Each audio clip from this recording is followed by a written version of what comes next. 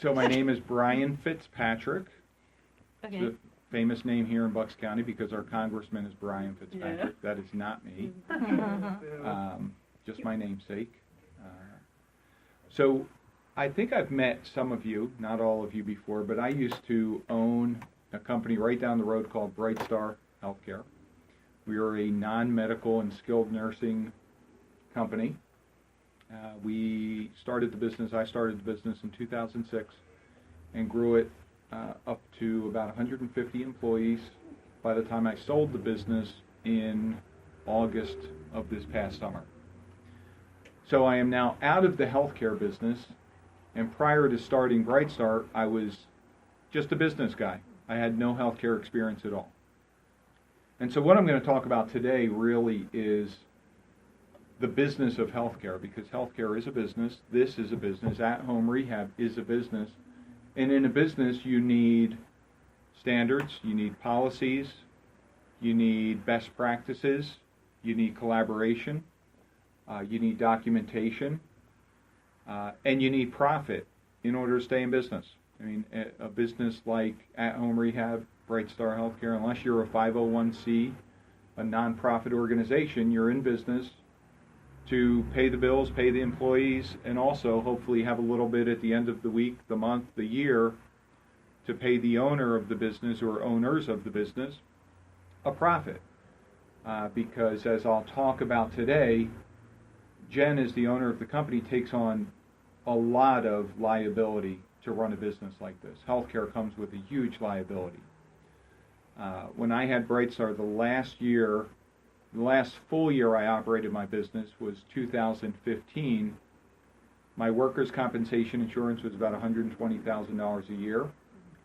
My professional liability was about $80,000 a year, so I was paying over $200,000 just in insurance.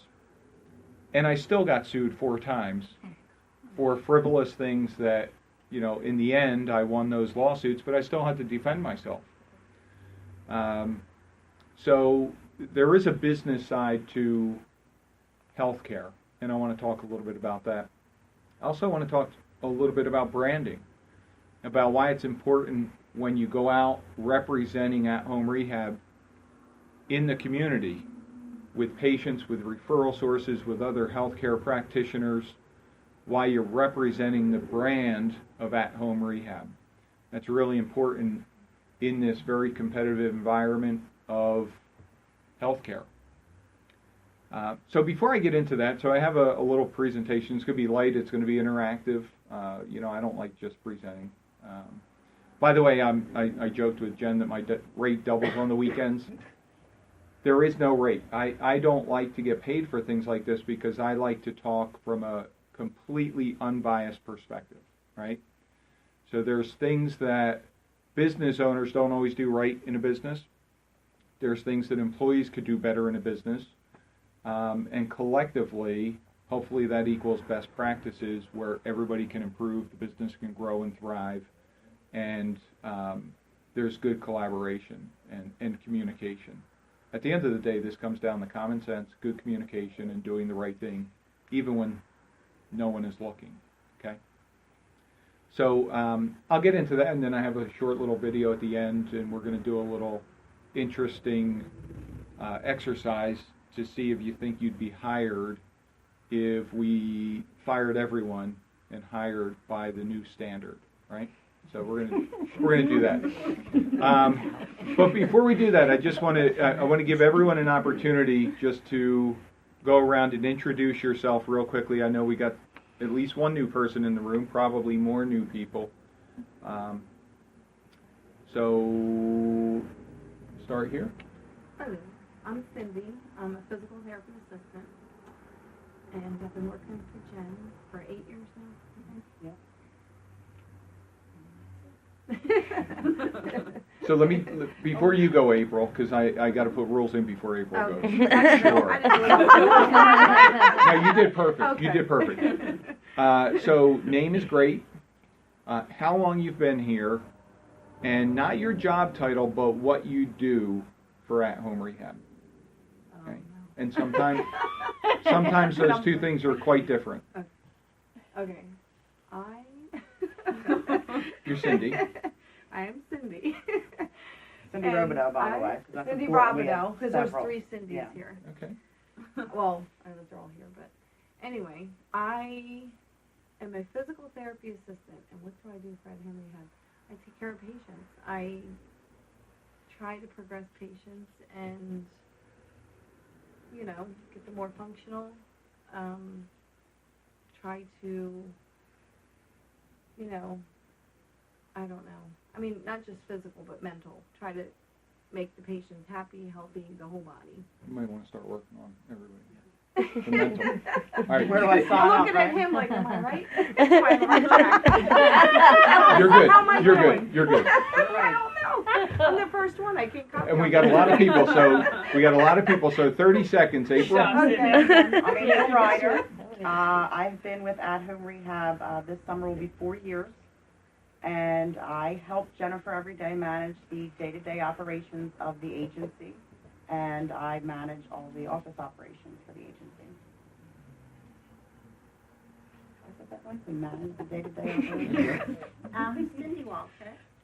I think I've been 2 years in August, this coming August. I try to get people independent in their home so they can get out of their home and enjoy life. Perfect. I'm Dana. I've been here a year. I'm a social worker. I go into the homes, do an assessment, and then I help provide resources, information, and link patients to whatever their needs are. I'm Laura Riley. I think I've been here 3 years. And I provide cognitive speech and language and swallowing therapy for patients that have deficits in these areas and try to return them to baseline or function as independently as possible in their homes. Awesome. I'm Brianne Kirk, a little over 2 years, it was 2 in January, I think. Social worker, also resources, care planning. Cindy Mitchell, PT assistant, Bill Jen. I have no idea how many years it's been. Every third person is Cindy here. Yes. Cindy Mitchell, 7.5. I'm 7.5. I've been here Wow. 7.5. Wow. I'm a clinician. We I had the go in, I help walk-in people season. walk, try to get them independent, get them out of their house. Krista Musher, I help people return to their daily activities, cooking, swimming, gardening, whatever they enjoyed doing previous to why we're seeing them, or try to help them get back to doing what they were doing before.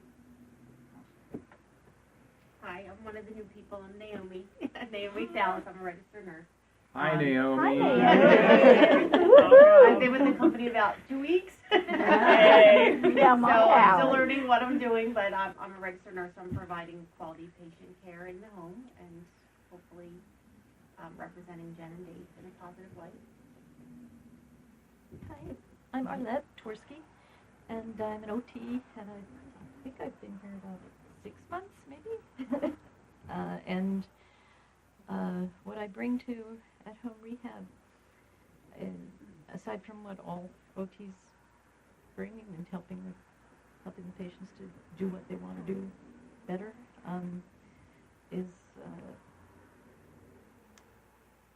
try to communicate a lot of caring for the caregiver, for the patient, that they know that I'm 100% there for them to help them with whatever they need, and if I don't have it, I'm going to try to figure it out, get it for them. Find somebody else who knows. Right. Very important. Good. Hi, I'm Maureen O'Connell, and I do skilled nursing visits. I have no idea how long I've been. 4, maybe? 4 or 5, that sounds right. Something like that. I do nursing assessments with the residents. I address any medical problems that I see that might come up, even if it's not for what they're originally being skilled for. Try to address them and get them to where they're medically stable and functional in their home. If they have family members or a spouse or anybody that lives with them, have them so that They know what the protocols are that they need to follow, and if they need assistance, that they're comfortable assisting them so that they can be as independent as they possibly can. Thank you. Go ahead. I'm Dawn Handel. I'm a physical therapist assistant, and I go into people's homes and try to present that I'm there to help them and that we're there as a team to improve their quality of life and to get them back either to being independent, out in the community, or with help from family members, aides, assistants, to get them back to a level that they are comfortable with or want to be at. How long have you been here? 6 or 7 years. Yeah. I'm Shay Hoffman. I'm an OT. I've been with Jen probably too long. I think it's like pushing like 8 years. I think I'm pushing like 8 years. Close to that, Yeah. Wow. Too long time to leave. Yeah, on and off 8 years. It wasn't like a full time. Yeah. Well, once the patient lets me in the door, I kind of just do what they want to do. No, I kind of interview and chat and go whatever goals they want to work on. So basically, we get them to their max functional potential, work with their goals that they have, provide a little comedy here and there so they actually do something. When I'm there, no one wants to exercise. So yeah, so it's usually a fun session. Just try to be whatever they want to work on. That's what we do. It's easy. It works. It works. I'm Linda. I work in the office with April and Jen. I do credentialing, so you all should know me, really. I talk to everybody else here about things. And I help Jen with billing. Hi, I'm Nicole. I work in the office. I do intakes. I talk with the doctors and get paperwork. I upload a lot of your stuff to charts. Yeah, I've been here for 2 years in August. There's a lot of hiring in August, I noticed. Yeah. A lot of August. Seems to be the time. Is that right? Just start after the notice is doing around there. Somebody's bored in August. Nothing better to do. Yeah. It might be the only time she takes a break. So, do you all know each other? Or do you just see each other a couple times a year? Some of us have worked together before. Yeah. Okay. Some of us know from other facilities. And, So, there's two reasons I ask. yeah. There's two reasons I ask you to describe what you do at home rehab, because I think it's really important that others at home rehab understand what you do, because you'll probably share patients at some point, and it's important that you have a face and a name and a skill set and goals that somebody else is working with your patient. The other reason I ask is because it's always interesting people's perception of their own contributions to a company. And so I had the privilege of going to college for 8 years, undergraduate school. 8 years. I think I set a record. Took me 8 years. So I went full time for a couple of years, and I went at night. But then I had a real privilege of going to the Harvard Business School, graduate business school, and we did a bunch of case studies. In it was 2-week intensive program, 80 hours both weeks. And we did case studies. And we just studied all these different companies, and Disney was one of the companies that we studied. If you ask anybody at Disney what they do at the company, whether they are picking up trash along Disney Walk, whether they're working one of the rides, whether it's the CEO of Disney, everyone will have the same response. That response is, I create happiness. Everybody in this room, one way or another, touched on what you do for at-home rehab, and that is you create independence or functional fitness to the best of your ability for your patients. And that's really, I think, probably the goal that you have for your patients, is to get them back to a baseline, I think you said, right? Independence, I think you said, Cindy, number 2.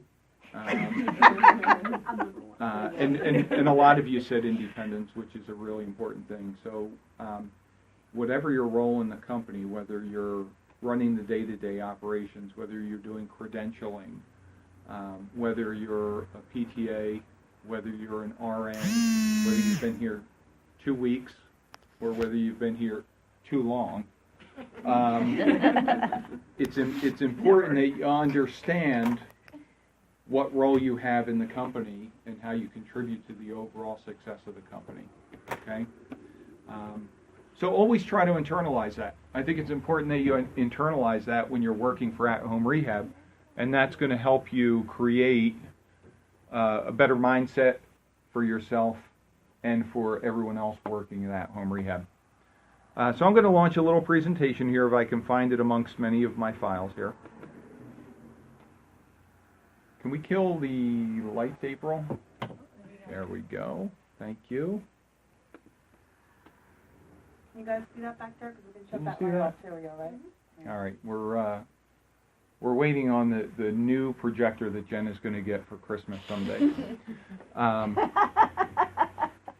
And I'm not a big presentation guy. I'm just going to kind of lightly talk through these slides and hopefully have a conversation for you. But as I started with, we're trying to understand the business of healthcare and the challenges of trying to build a healthcare company with the compliance that is really the Damocles sword over healthcare. All this compliance that you have to do this, you have to do that.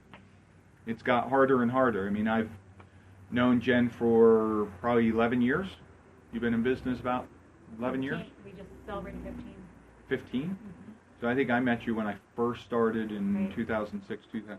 So for a long time I've known Jen, and I've seen, both in my own business and in Jen's business, the changing compliance and regulatory environment that healthcare companies have to deal with. So we're going to talk a little bit about that. The good news is it's not impossible to create a balance between the quality of care that we all want for our patients, the clinical standards that we should have as an organization, and that should be in place. And if they're not in place, they have to be in place. We should all have clinical standards that we work to. Sound business principles. At the end of the day, this is business. It has to act like business. Each individual employee has to have a role, has to have a function, has to have expectations and deliverables, has to be accountable for them. And we should always be looking at ways to improve that. For Jen, it's being an employer of choice, right? In healthcare, more than just about any other industry out there, everyone in this room has a choice. You choose to work here at home rehab, there's lots of choices where you can work. That's the honest truth. The biggest thing in my company was finding good, talented people who wanted to work every day, contribute to the business, be successful for themselves and for the business. So Jen and every other healthcare company out there has a challenge in building a culture, building a business, communicating and articulating what the goals are, and make it in an environment where you want to stay. And not to pick on you, but if you say you're here too long, you're here for a reason, right? We don't want anybody to say, I've been here too long, right? If you ever reach a point where you feel like you have been at a place too long, your heart's not in it, you're not doing your job, you're not doing your best, you have a negative attitude towards your work, whether it's here, whether it's another job you hold, it's probably time to move on and do something that you enjoy more. When you're passionate about something, you'll be successful at it. So really you have to ask yourself, am I a contributor to this business, or am I a detractor to this business?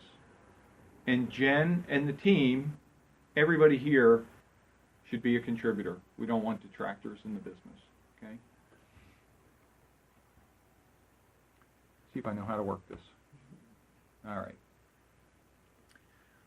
So the first thing I mentioned was quality of care, right? We have to have some standards. So quality of care at home rehab, and I didn't take this right from Jen's manual. I kind of ad-libbed a little here, but I think I'll probably touch on some of the things that are really important in what you do day to day to meet the quality standards of care. And that is processes, right? We have to have a business process, a healthcare process for delivering the services that we deliver to patients. We have to have desired outcomes, right? Healthcare right now is all about positive outcomes. It's measuring those outcomes, it's managing those outcomes, it's actually reimbursing based on those outcomes or penalizing based on those outcomes. So the outcomes are really, really important. Patient perception. Outcomes and patient perceptions of those outcomes aren't always the same. What do you think the biggest thing to influence patient perception is? Anyone? It's communication, right? A patient will have a much different perception regardless of the outcome if you talk to them all along the way. If you tell them what you're doing, you tell them why you're going to do it, you tell them how they will contribute and participate in what you're going to do and what the desired outcome is, their perception of what you're doing for them, with them, and getting the results you're getting is going to be much different than if you just dial it in. You walk in the house, you throw your gloves on, you go about your routine, maybe you look up and you notice that, they're still in their pajamas and it's 4 o'clock in the afternoon. If you talk to them, you involve them, you create an expectation and you make them part of that. They have ownership for it. They have accountability. You have accountability. That's the interesting thing about accountability. If I tell you what I'm going to do, if I verbalize that, now I'm accountable for it, right? And so that's a good practice to have, especially in healthcare. Organizational structure, right? Organizational structure is something I don't like to spend a lot of time on, but it comes with the business, right? Jen's the owner of the business. April's the office manager of the business. Everybody has a role in the business, and there's a hierarchy, there's a structure to it, and at the end of the day, we all have to kind of stay in our lanes and do our job.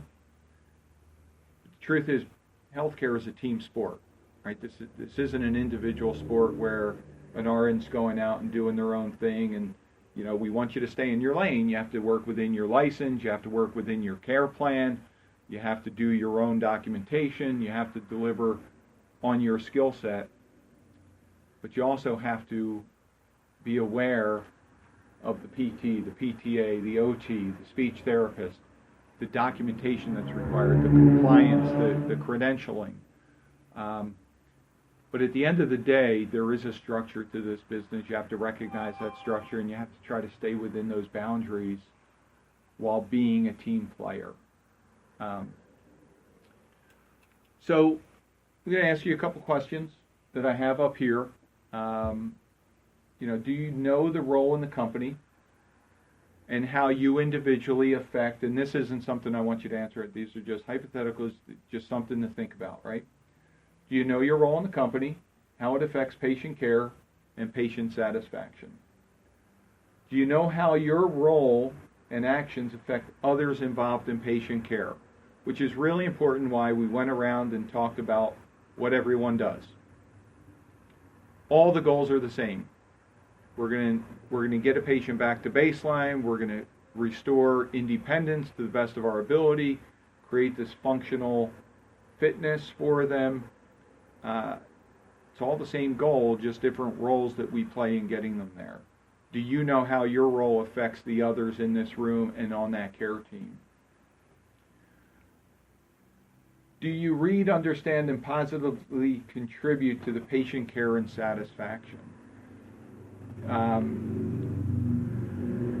I'll tie some of this back to my experience running the large healthcare company that I had.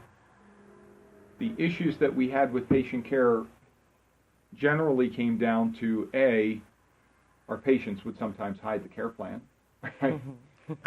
Pretty typical, and so we had to come up with some really creative ways to make sure that there was care plan in there, because we couldn't always require, or we couldn't always depend on our caregivers to have that care plan with them, because they were seeing multiple patients.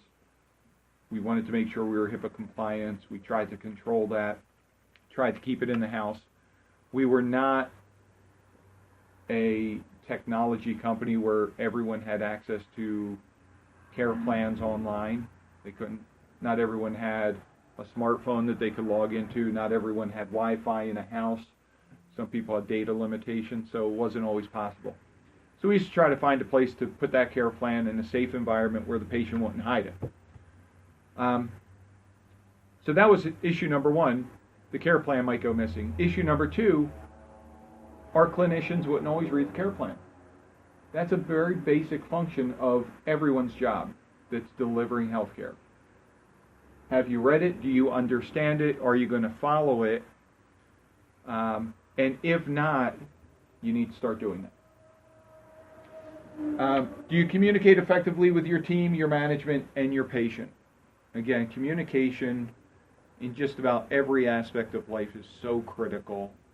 It's the first thing that goes out the window when we get frustrated, when we get short on time, when we are challenged.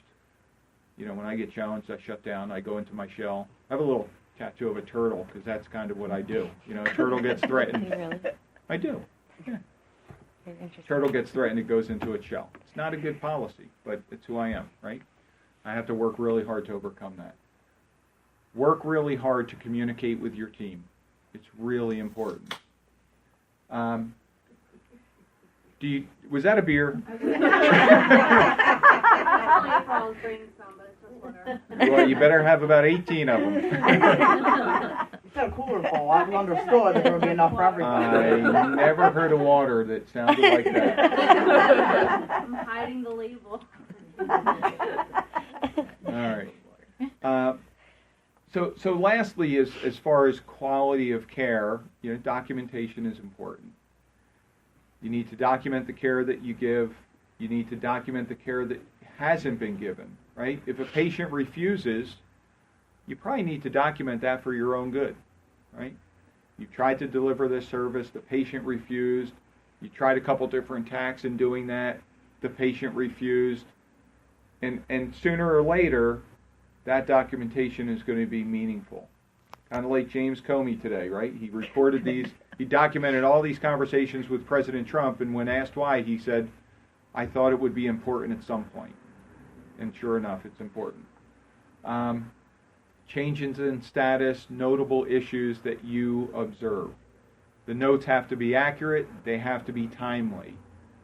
This ties back to compliance, right? This business, Jen is the owner of this business as a Medicare licensed agency is responsible for meeting the compliance standards for the state of Pennsylvania or any other funds, insurance money that is being accepted. That's important. So you have to ask yourself, am I doing my part in being a contributor to this business and not a detractor to this business? Any questions? I have one comment about the communication. I think overall it's pretty good, but what I'm finding is when there's something going on and I reach out to family members, a lot of them have never talked to any of our staff. Every once in a while I'll hear, oh, I had a conversation with so-and-so or this, but I don't find that a lot of the staff are reaching out to the power of attorney or whoever's involved in the care, and they really have no idea what's going on.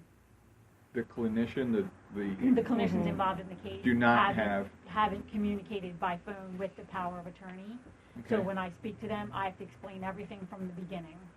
You know, why they're in there or why they're doing what they're doing. And I feel like that should be something that the staff should be doing more of. So, two things there. One is, if it's important to you, you have to make it important to your team, right? So you have to communicate those expectations and make sure they understand that's what you expect of everyone. So if you've done that and people aren't complying, then it's probably either one of two things. It's they didn't understand the training and your message, or they're really not interested in doing it. And then you have just a compliance issue, an employee who doesn't want to comply. So the first thing you have to ask yourself is, did I clearly communicate the expectations that I have? If that's my expectation, does everyone who's involved in that understand that's my expectation? And secondly, if they're not doing it, you have to sit down with them and say, I just want to understand why you're not doing it. Is it because you don't know how to do it? Is it because you don't want to do it? Is it because you just don't care?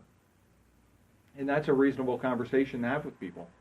You know, as an employer, you know, Jen or April or whoever you hold as being the person responsible for that has the right to have that conversation with people at the end of the day, right? Because the compliance stops with Jen. The business standards start and stop with Jen. Okay.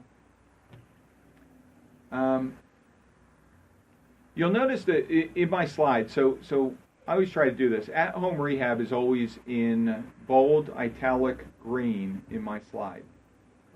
I do that for one reason, and that's branding, right? Everything you do in a business should promote the brand. So, and this is a little segue, but just it caught my eye.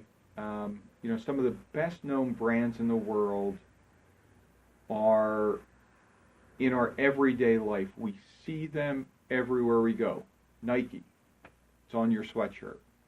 Apple, it's on our phone. Coca-Cola, Pepsi, what have you. Everywhere you go, you see it consistently, you see it often, and this is about building a business, right? The more this business grows and thrives, competes in the marketplace, the more opportunities there are going to be for everyone in this room and more people beyond this. There's nothing wrong with a business growing, thriving, and making a profit. Nothing wrong at all. In fact, that's what this country is built on. You know, like it or not everyone's a capitalist, but this business is built on entrepreneurs starting a business, employing people, delivering a product or service, and building that, scaling it, right? And branding is a big part of scaling a business. You can contribute to that in everything you do inside or outside of these walls.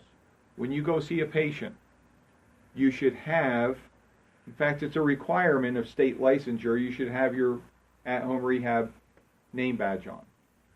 I would hope as a business, those name badges are consistent. Everyone's looks the same. It's got the at-home rehab logo. There's very specific guidelines that the state gives you for pictures, the font that you can use, the size of that font, the name, the title. That should be prominent. When you walk in a house, I hope you're introducing yourself. Even somebody you've seen for 6 weeks, 7 weeks, a year. Hey, this is Brian from At Home Rehab. Back to see you. Always announce, because some people forget, right? And it's just good branding. You walk into a facility, the people that work in that facility should see you and recognize you as At Home Rehab. That's good business. That's good branding. It's good for you. It's good for the business. So that's just a little segue there. So knowing your role with at-home rehab and how it affects patient care. So patient intake, I'm not sure who does patient intake here. Well, we need to talk. So you know, there's a process that a patient will follow through the life cycle of being serviced by at-home rehab. So a patient intake comes in, there's an assessment that has been done, there's the development of a plan of care, there's the delivery of care, the services we're providing, and that's, I'm sure, usually by a team of people. There's billing for those services, there's a discharge of services for that patient. Each of these plays a critical role in the quality of care and the patient satisfaction levels. You need to understand the role that you play within that, right? And that is everyone in the company, no matter who is in this company, no matter who works at Disney, they contribute to the happiness of everyone who pays $120 to go in those gates. And believe me, if you pay $120, you have the right to be happy. But your patients have the right to satisfaction. the business has the right to expect that anywhere along that life cycle of that patient, everyone is doing their job, contributing and not detracting from the business. You need to know what your role is. Whether you're answering the phone here and it's a new client intake, whether you're billing and closing out that client and filing that patient file for the last time, everything should contribute to that patient satisfaction. Everyone should contribute to the quality of care and the compliance of the business. As I said, healthcare is a team sport. You're part of a system and a company that's designed to produce positive outcomes, to reach that benchmark, that baseline for that patient, to restore that independence for the patient. I talked a little bit about staying in your lane. Stay in your lane, but communicate effectively. Use your turn signals. Use your horn. Whatever it is you need to use to communicate effectively with the team. Do you communicate in a positive problem-solving manner? I'm sure we have team members that communicate in a negative way. When we get to the part at the end here, not too long from now, I'm not going to bore you forever here tonight. Being positive in a company is really important. Nobody wants to be around negative people. So find a way to communicate in a positive manner. It's amazing how words, if you just change them a little bit, can change the perception of the people that you're speaking with. So ask yourself, do I really communicate in a positive way? Do I try to solve problems rather than just come in and dump a problem on Nicole's desk or April's desk or Jen's desk or anyone else here, right? Be a problem solver. In any team sport, you have a leader. Sometimes it's called a coach, sometimes it's called a captain, but you have a leader. You have visible players and you have behind-the-scene players, right? Not everybody gets the glory. Not everyone takes the lead. You contribute nonetheless, okay? So if you're a behind-the-scenes player and you don't feel like you get the recognition, you don't feel like you have the information you need, you don't get the communications, just speak up a little bit, right? In a team, Tom Brady gets all the glory for the New England Patriots, but there's a team of 45 people on the New England Patriots. Every single person on that team, every coach, from Tom Belichick, the head coach, all the way down to the guy who's running the water out at a timeout, is important in contributing to the success of that team. Everyone in this room, everyone who's at the company that's not in this room, plays an important part in this company. You have to know what that role is. What do you do if you're not happy with your role? I would say, first of all, communicate with Jen. Okay? But do it in a positive way, do it in a problem-solving way. Because that positive communication really goes a long way. Know how to best represent at-home rehab. We talked a little bit about that. Continue to build the brand, follow the standards. Compliance is important in healthcare. Can't tell you enough how important that is. Some of the most successful companies in the world pay attention to the finest details. Stephen Jobs, who, rest in peace, he's passed now, founder, ousted from his company, brought back to run Apple, one of the most successful companies in the world. He paid attention. People didn't like him a whole lot. He was really tough to work for, from what I understand. I've read his autobiography. I've read biographies, both sanctioned and unsanctioned biographies. Really difficult guy, but paid attention to every little detail. You don't have to be a micromanager of every single detail, but pay attention to the details because they matter, especially in healthcare. Take corrective action, right? Follow best practices. Make suggestions on how to be better as an organization, better in your role, and be a problem solver. I can't say that enough. Problem solving. So I have 2 kids in college. They're home for the summer, as some of you heard. I can't wait till school starts again. And they both kind of just figured out what they want to do with their careers, right? So they picked a major and everything. I said, I don't care what your major is. I want you to do two things in college. I want you to build critical thinking skills and problem-solving skills. If you have those two skills, whether in school or in your profession, you're going to do fine, right? You think strategically and critically. You think beyond just your task, and you solve problems. You're going to do well for yourself. You're going to do well for the company. At-home rehab is a company, so I want to change gears and talk about how at-home rehab is doing. Right? At-home rehab. Is your banner still up with your core values? What happened to that banner? Yes, it We had to is. use it for a big party and I never brought it back up. Okay. I encourage you to get that out tomorrow. I was going to Okay. ask you where that was. I made it halfway back. I didn't make it all the way up. The last step. So let me just take a step back. So my history, I was a business guy before I got into healthcare. Just, worked in a company. I was a sales guy, then a manager, and then, at age 36, I got this job as president of this company with 800 people in it. I was way out of my league, not prepared for that job, right? I had factory workers, I had field salespeople, I had a finance guy who was way smarter than me, and I didn't know how to read a financial statement or anything. But, they saw something in me, said, hey, you're going to be the president of this company with 800 people.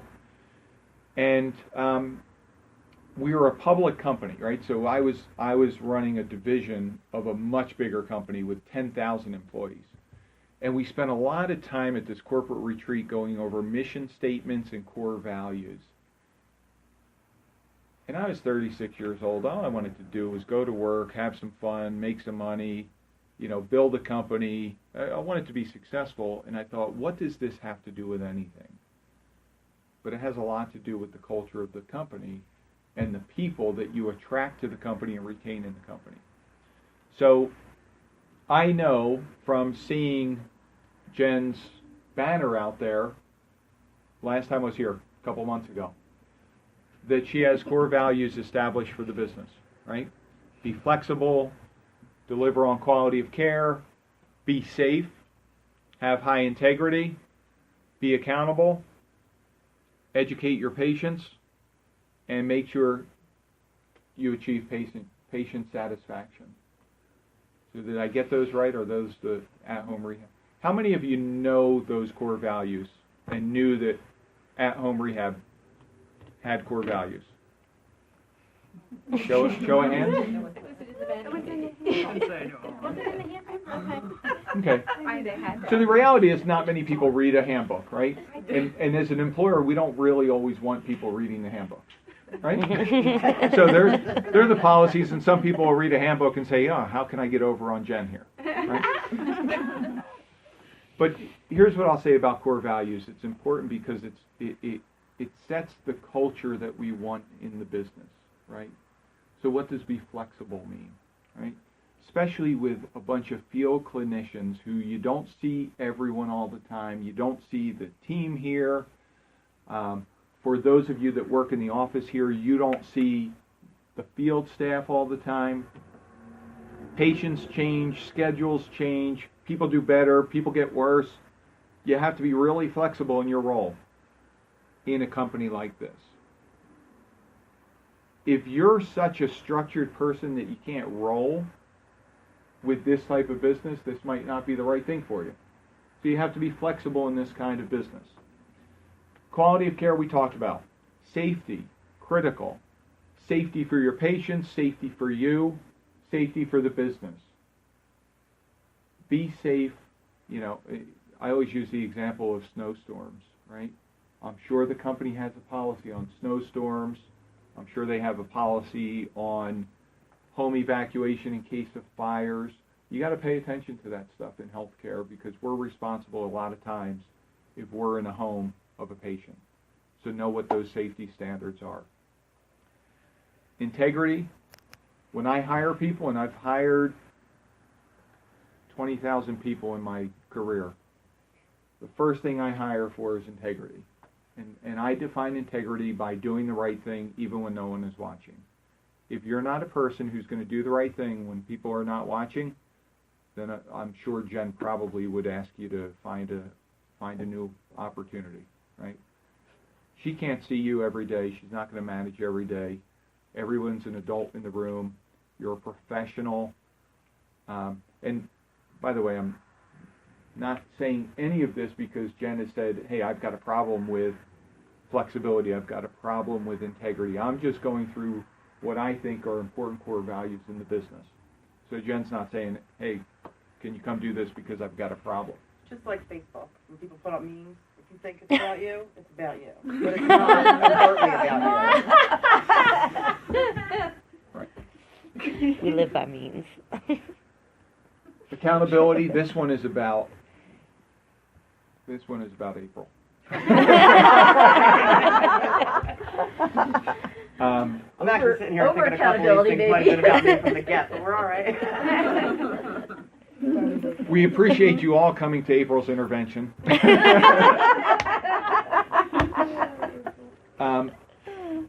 So accountability, when I tell this story too, when I started my business in 2006, it was me and a computer and a phone.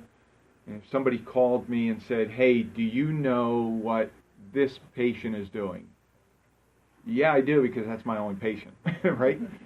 Do you know what this employee is? Yes, because that's my only employee. Accountability and holding people accountable and my own accountability was really easy then because I was really small.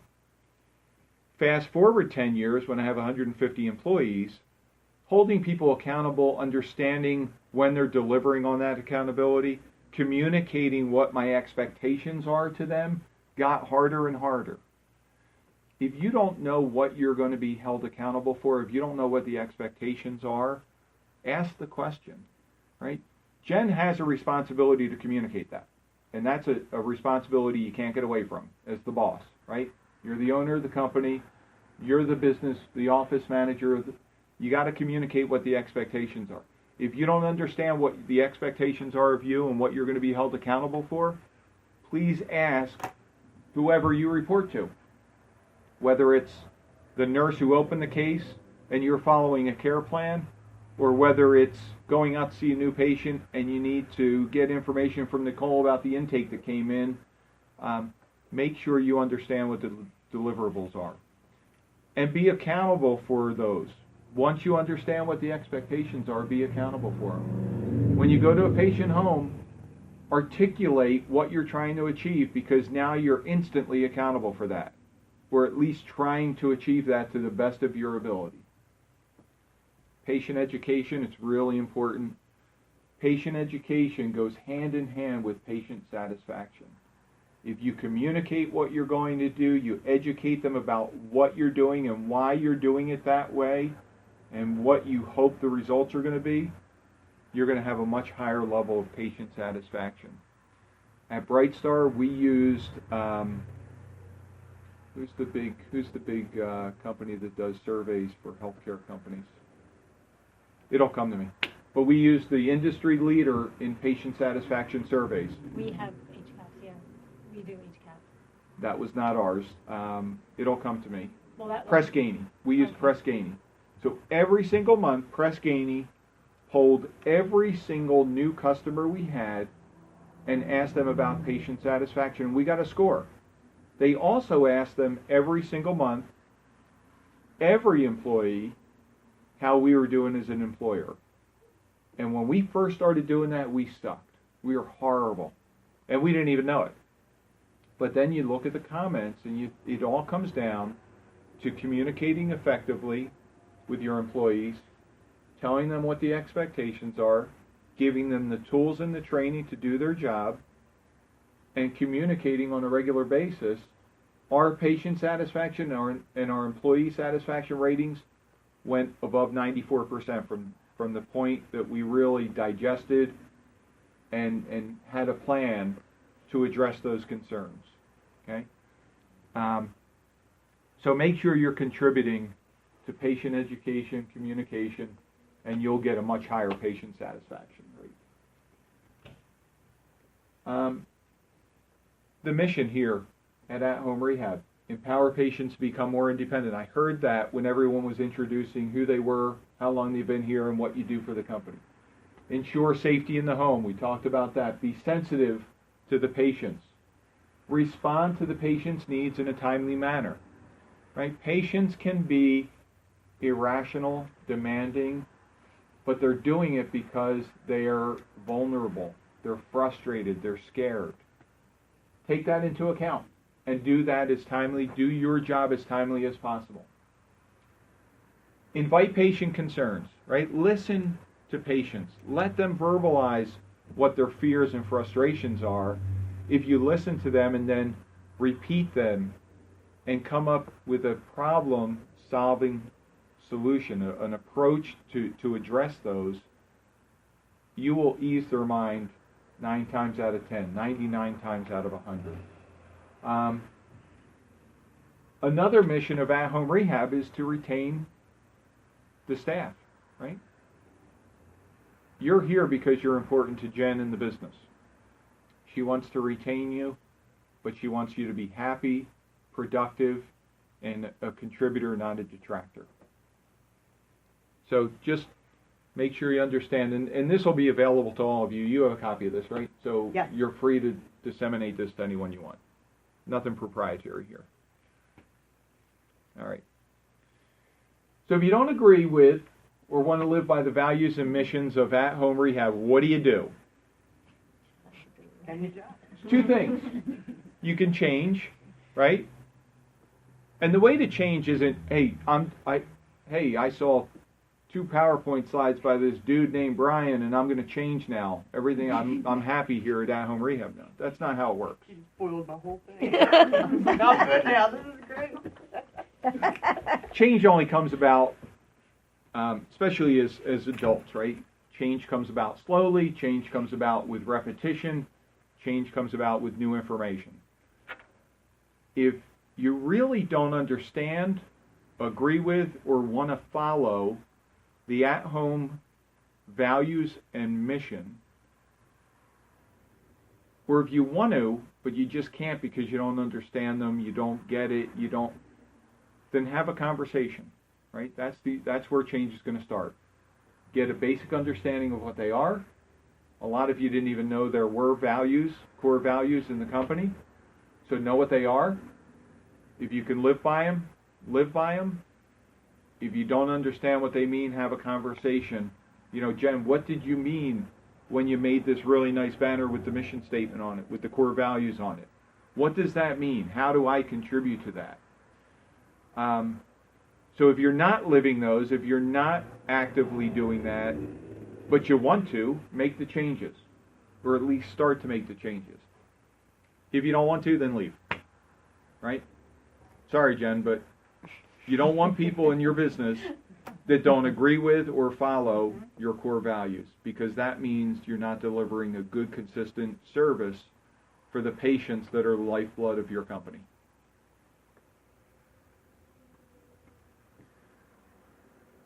Some basic expectations for a successful employee-employer relationship. We talked about standards. There has to be standards, policies, procedures in a company. Those have to be communicated. I'll stress again, Jen, if everyone in your organization doesn't understand what the policies, procedures, and expectations are, in particular expectations, right? Because people don't always pay attention to policy. You're not going to read the handbook from front to back. Most policies are pretty common sense stuff, right? You want to dress appropriately for work. You want to dress safely for work. You shouldn't drink on the job. You shouldn't smoke weed in a client's house. You should. We understand what most policies are made of, right? We've been around. We've been working for companies for a long time. But the expectations are really what you have to communicate to your team. They have to know what those expectations are. That makes employees less uncertain about what their role is and how they contribute. Right? Be consistent and reliable, right? It's Jen's job and April's job and anyone else who has a supervisory position in this company to treat people consistently and fairly. Okay? Likewise, you have to do the same with all your coworkers. Right? This has to be a professional environment. There has to be professional courtesy. Usually when I talk to a group of people, I say, hey, just as a professional courtesy, everyone put your phone on silent, because we would like to avoid interruptions, while recognizing no one can turn their phone off because everybody's got obligations outside of these walls and we don't expect you to turn your phone off. But professional courtesy is you put it on silent. Professional courtesy is I'm not dropping the F-bomb in front of a bunch of colleagues. I'm not saying inappropriate things. I'm not talking about someone when they're not in the room. Right? I'm not gossiping. I'm keeping our relationship as a part of this team professional. I'm extending the professional courtesy to everyone on the team to act in a way that is acceptable and agreeable to Jen's policies, procedures, and the culture that she's building here. Understand what they are. Make your effort to fall within those guidelines and be a good team player. Failure to be consistent and reliable always leads to frustration and conflict. Managers have to be good conflict resolution people. That's, managers, the definition of a manager is you get a part of work done through the efforts of other people, and you delegate work, you provide the tools and training, and you enable those people to effectively do that. When there's inconsistency, where there's unknowns in what is expected, people get frustrated, and then you have conflict, and then it's the manager's job to try to resolve that conflict. If you have a conflict with an employee, if you walk into a house, you're dealing with a patient, you don't think proper care is being given, you don't think proper documentation is being done, raise that as a concern in a productive way, in a positive way, in a problem-solving way, okay? Be part of the solution, not part of the problem. That will reduce frustrations, it'll reduce conflict in the organization and in your own personal life. An entire slide dedicated to professional courtesy. I kind of just talked to this, but the one thing I didn't talk to is hijacking someone's time. I spend half my time now in California, so I sold my business. I now work for a company in California, and I got a guy in California who works for me, Nate. Nate's been with the company for 15 years, and Nate kind of grew up with the company, right? The company's 55 years old, but in 15 years, he's become the jack of all trades. He's sitting out in kind of the middle area of the entire company. We have about 100 employees in the company. And every conversation I have with Nate, it's like, Nate, stop letting people hijack your time. It is the curse to productivity.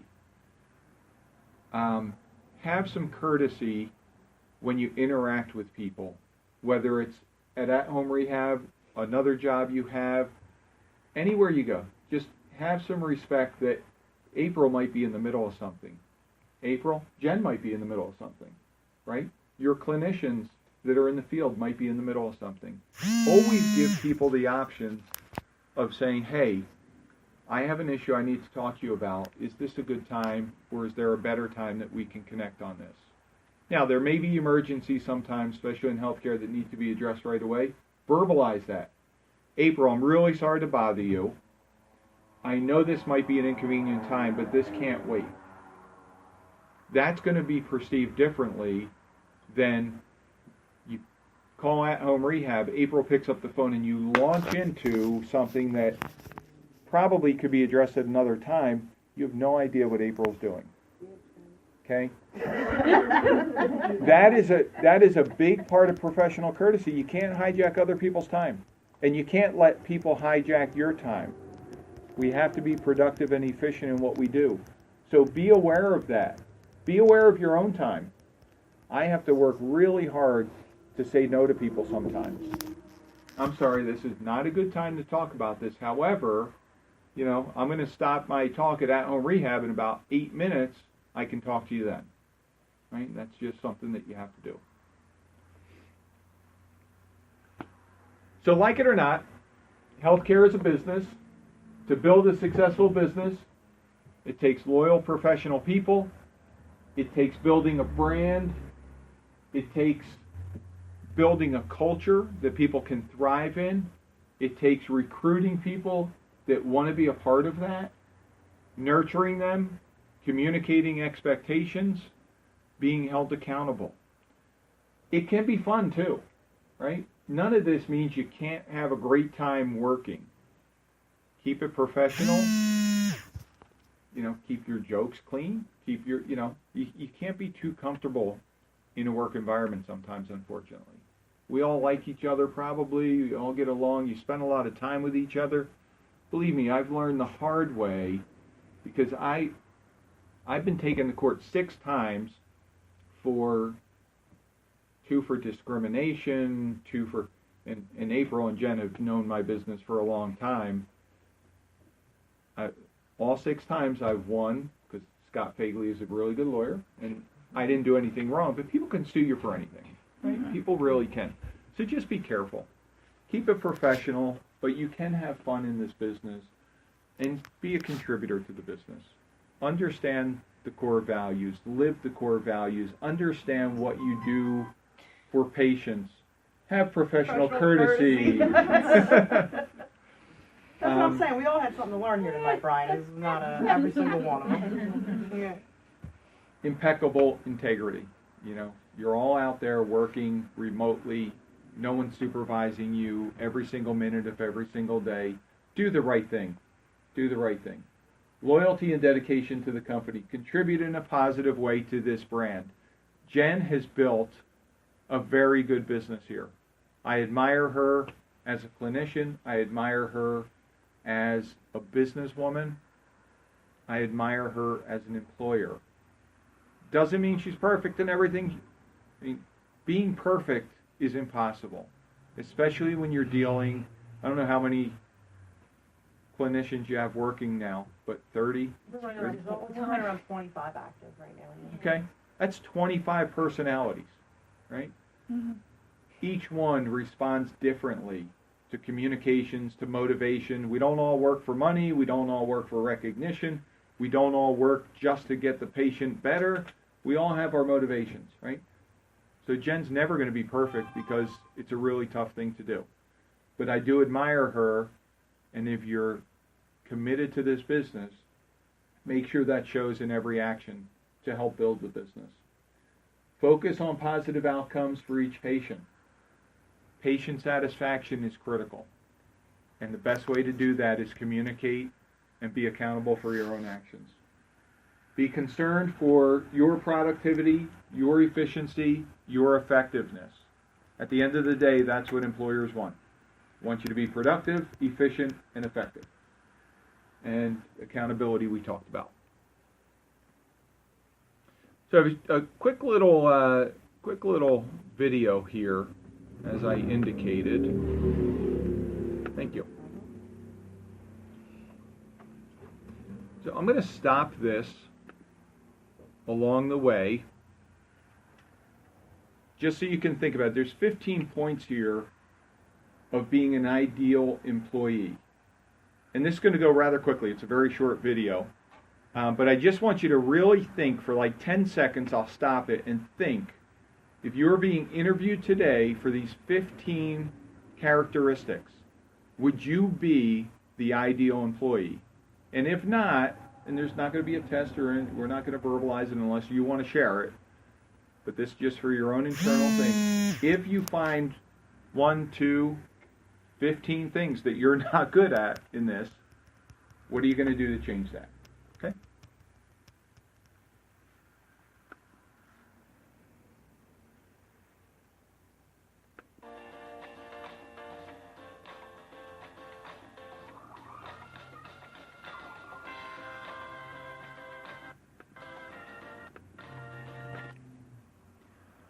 Action-oriented. So, do you take action? Oh. I didn't do it. What you talking about, Willis? I mean, I'm with you, but That's why I was like, oh, I'm watching it right here. yeah. I was good. Brian.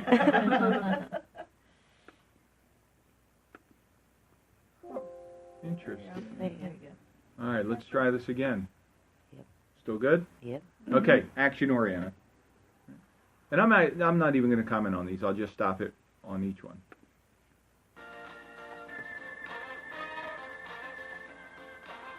All right, maybe I'll comment. April?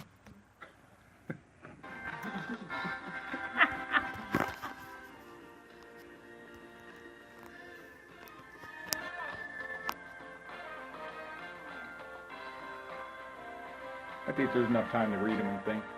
Yeah.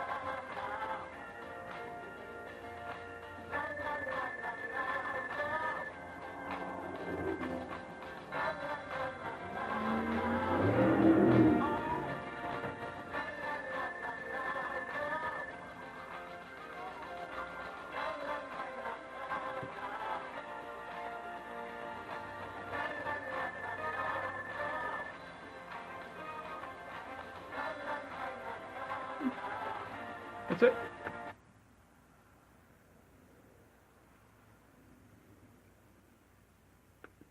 So ask yourself.